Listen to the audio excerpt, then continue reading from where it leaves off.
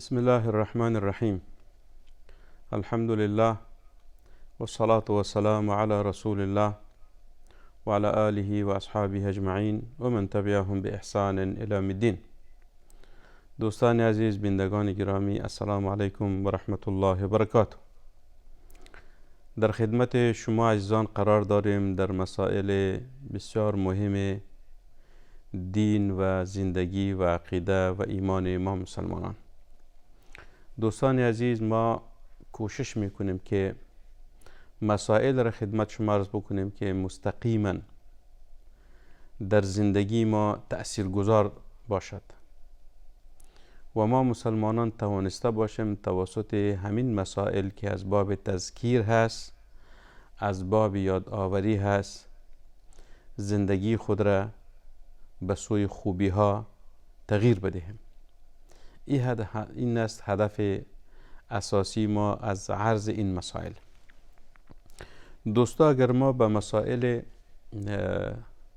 جهان کم متوجه شویم، خداوند متعال در قرآن عظیمشان بارها این را یادآوری نموده است که خداوند این جهان بزرگ و پهناوری که اصلا ما انسان ها نتوانستیم حقیقت آن را درک کنیم، خداوند این جهان به خاطر خدمت انسان آفریده است و انسان را خداوند متعال به خاطر عبادت و بندگی خود آفریده است. این است نتیجه این جهان و زندگی انسان ها. خداوند متعال در سوره ملک می فرماید: اعوذ بالله من الشیطان الرجیم الذي خلق الموت والحیات لیبلوکم ایکم احسن عملا. و در آغاز سورت می فرماید که تبارک الذی بیده الملک وهو على كل شيء قدیر. بعد از می فرماید که الذی خلق الموت والحیات، یعنی خداوند متعال در آغاز سوره ملک فرمود که خداوند ذات با برکت است که پادشاهی این جهان به دست از او است. پادشاهی این جهان به دست خداوند است. تبارک الذی بیده الملک و هو علی کل شیء قدیر. ملک در زبان عربی به معنای پادشاهی است. وقتی که ما واژه پادشاه را به زبان می آوریم، به این معنی است که یک انسانی که او حکم روا باشد، حکم می کند، امر می کند و امرش بجا می شود. این پادشاه دنیا هست. وقتی که ما میگیم فلان رئیس جمهور است، فلان پادشاه هست، فلان صدر اعظم هست، به این معنی است که این شخص یک شخص حکم روا هست، یک شخص است که حکم میکند و حکمش قابل تنفیذ هست. این چیز این پادشاهی دنیا هست. اما پادشاهی حقیقی به دست خداوند هست. پادشاهی این جهان، که این جهان از کوچکترین مخلوق که اون ما به نام ذره یاد میکنیم یا هسته یاد میکنیم و بزرگترین مخلوق که او آسمان هست و در بطن آسمان میلیاردها کهکشانها، سیاره ها و ستاره ها و آفتاب و مهتاب است و دیگر مخلوقات لامرئی که ما انسان ها تا حال نتوانستیم او را کشف و یا درک بکنیم، ولی موجود هست. این جهان با این بزرگیش مالک حقیقیش کیست؟ خداوند متعال است. تبارک الذی بیده الملک، پادشاهی است و در این وقت باز می فرماید و هو علی کل شیء قدیر، قدرت مطلقه دارد. به چی معنی است؟ به این معنی است دوستا که دنیا، مثلا پادشاهان دنیا، شاید یک پادشاه باشد یک حکم صادر بکند، حکم روا باشد، ولی حکمش یا تطبیق نمی شود یا قابل تطبیق نیست. یا تطبیق نمی شود به خاطر عجز این پادشاه که یک شخص ناتوان هست، و یا قابل تطبیق نیست به این معنی است که این حکمش غیر معقول هست. یک حکم را صادر میکنه که خلاف عقل و منطق است. این چیزی طبیعت انسان ها و ما مخلوقات است. اما چیزی که به خداوند متعال تعلق میگیرد ویست که حکمش نافذ هست. حکم خداوند چی است؟ حکم مطلق است و نافذ است و قابل تطبیق است. قابل تطبیق به چی معنی است؟ به این معنی است که یعنی هر چیزی که خداوند گفته است او حق است، دو مصلحت هست، دو چی است؟ دو فوائدی است برای مخلوقاتش. پس هدف ما چی بود؟ هدف ما ایست دوستا که خداوند این جهان پهناور به خاطر انسان آفریده است و بعد از او در آیه دومی سوره ملک خداوند متعال می فرماید که الذی خلق الموت والحیات لیبلوکم ایکم احسن عملا. وقتی که پادشاه مطلق جهان خداوند شد، بعد از او خداوند انسان آفریده است. الذی خلق الموت والحیات، یعنی مرگ و زندگی هم به دست کی؟ به دست خداوند است. خداوند زنده می سازد، خداوند می میراند. انسان ها در روی زمین زندگی می کنند، یک دوران مطلق را سپری می کنند. بعد از او انسان می میرد، به عالم برزخ انتقال می کند. بعد از او دوباره زنده می شود که او را البعث بعد الموت می گویند. بعد از او حشر و نشر است. بعد از او یا مؤمنان به بهشت می روند و یا کافران به جهنم. این طبیعت چیز؟ خلاصه انسان هست، خلاصه آفرینش انسان است و خلاصه این جهان هست که خداوند این جهان به خاطر چی آفرید؟ چی حکمتی هست؟ چی مقصدی است در آفرینش این جهان؟ پس ما دو مطلب خدمت شما عرض کردیم دوستان. مطلب اولی است که خداوند جهان به خاطر انسان آفرید و انسان به خاطر پرستش و بندگی خود آفرید.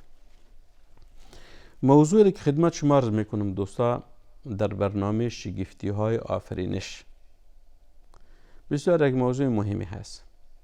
شگفتی های آفرینش. ما انسان ها دائما در دو بعد قرار داریم. یکی را بعد ایمانی میگوید، یکی را بعد خلاف ایمان. وقتی که ما بعد ایمان میگویم به ایمان است که انسان های مؤمن،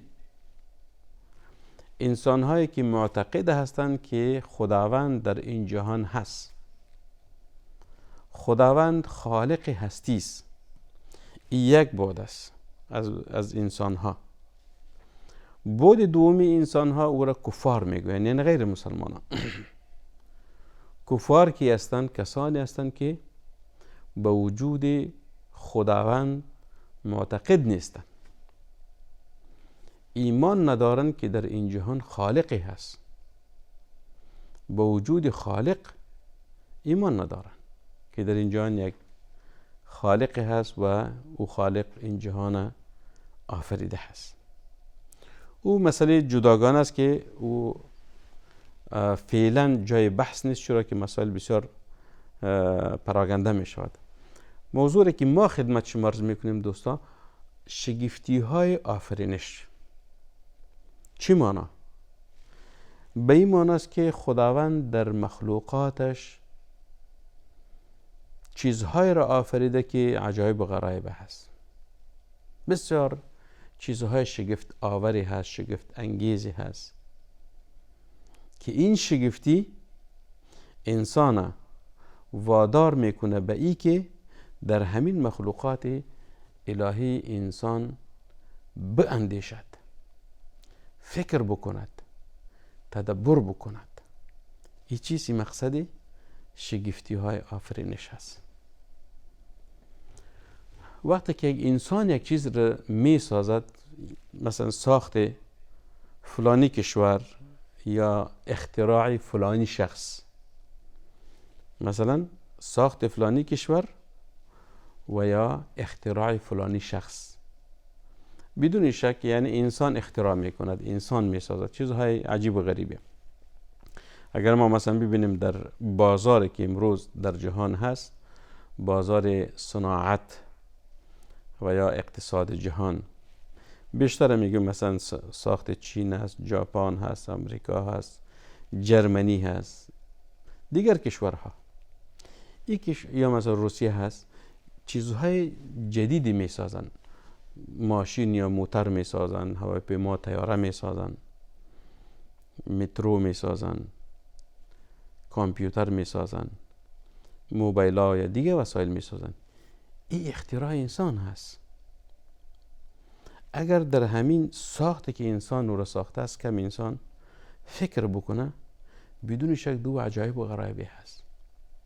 امروز در عصر فعلی که یک چیز انسان ساخته او را موبایل میگوین. موبایل به این معنی است که یک وسیله بیسیمی هست که انسانها را با هم چی کرده است؟ وصل ساخته است. در قدیم زمان اولین اختراعی که یکی از وسایل تماس بود بین انسان، او را تلفن میگفتن، تلفن عادی، تلفن های باسیم. تلفن های باسیم و تلفن های عادی بود که فعلا هم در بعضی کشورها یا بعضی جاها هست، تلفن های باسیم. ولی آهسته آهسته این تلفن ها چی کرد؟ پیشرفت کرد که به مرحله رسید او را موبایل میگوین. موبایل چرا میگوین؟ یعنی همین وسیله یا آله است که انسان ها را با هم وصل میسازه. ولی این آله چیست؟ یعنی کدام سیم در او چیز بستنی است، یعنی وسیله بی سیم است، بی سیم. حالا شما دمی فکر بکنید که همین موبایل یا همین اینترنت یا همین مثلا لپتاپ یا کامپیوتر یا وسایل صدا و سیمایی که فعلا در جهان پیشرفت کرده، ترقی کرده، این ساخت انسان هست. کمی شما دمی فکر بکنید، همین موبایلی که شما در گوش میگیرین، این صدا چطور در یک لحظه از چین به امریکا، از روس به استرالیا، از یک کشور به دیگر کشور در یک لحظه تماس گرفته میشه و انسان ها بسیار به راحتی صحبت میکنن. دیگه یک نوع تعجبی هست، یعنی یک نوع شگفتی هست که انسان شگفت آور میسازه که چی نوع وسیله است که صدای ما را در یک ثانیه، در یک لحظه از یک کشور به کشور دیگری، از یک شخص به شخص دیگری چی میکند؟ وصل میسازه. این وسیله یک نوع چیز، یک نوع انسان شگفت آور میسازد، قابل تعجب هم هست بدون شک. این چیزهایی است که انسان ها ساخته دوستا، یعنی همین وسایل، همین اختراعات انسان ساخته. ولی با وصفی که این ساخته، در همین ساخت انسان ها خیلی عجایب و غرایبی هست، چیزهای عجیبی هست. مثلا یک چیز دیگر است که او چپ میگوین، بسیار یا فلش میگوین یا هارد دیسک میگوین. بسیار یک وسیله کوچکی است ولی هزاران یا میلیون ها معلومات دو چی میشود؟ ضبط میشود. معلومات دو ضبط میشه، کتاب ها دو ضبط میشود. حالا شما ببینید امی چپ یا امی فلش یا هارد دیسک چی است؟ انسان ساخته است. چطور دی ضبط میشود؟ یا مثلا صداها ضبط میشود یا ویدیوها در همین هارد دیسک یا فلش ضبط میشود. در قدیم زمان رو نوار میگفتن. نوارهای بود که صدا را ضبط میکرد، آسته آسته به ویدیو کست چی شد؟ تبدیل شد.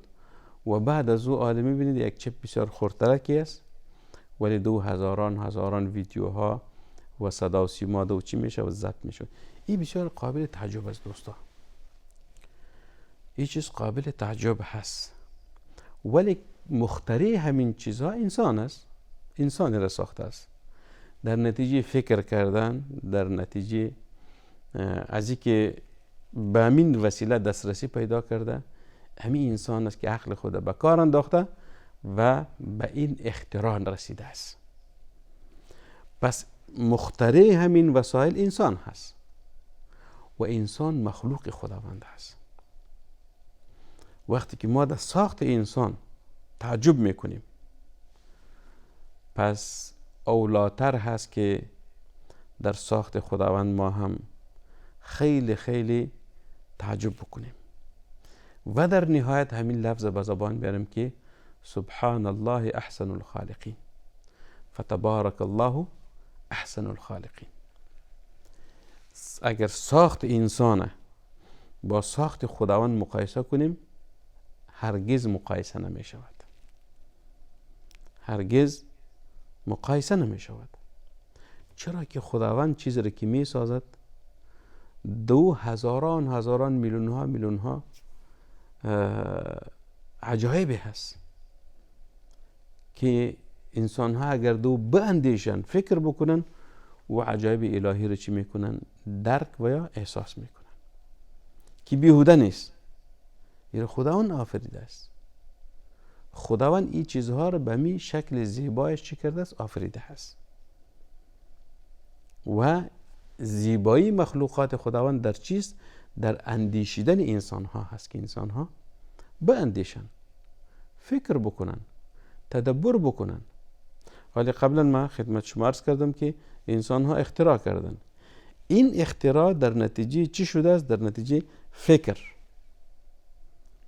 انسان عقل خود را، انسان فکر خود را به کار انداخته.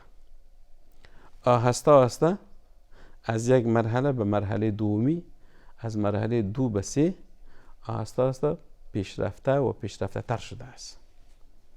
در آغاز چی بود و فعلا چه شده است؟ این چیز یعنی پیشرفت و ترقی انسان ها هست. این در نتیجه چیز؟ اندیشیدن هست. ما وقتی که در مخلوقات خداوند باندیشیم، شگفتی های آفرینش الهی را ما چی میکنیم؟ درک میکنیم که واقعا در مخلوقات خداوند چی است؟ شگفتی های بسیار عجیب و غریبی هست.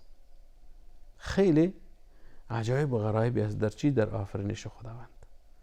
پس خداوند متعال ما انسان ها را بارها امر کرده است، متوجه نموده است که در کائنات الهی ما باید باندیشیم، فکر کنیم، تدبر بکنیم تا ایمان ما قوی شود، عقیده ما راسخ شود و به خداوند متعال ما وصل شویم. این از هدف ما از موضوع برنامه شگفتی های آفرینش خداوند. و صلی الله و سلم و بارک علی سیدنا و نبینا محمد صلی الله علیه وسلم.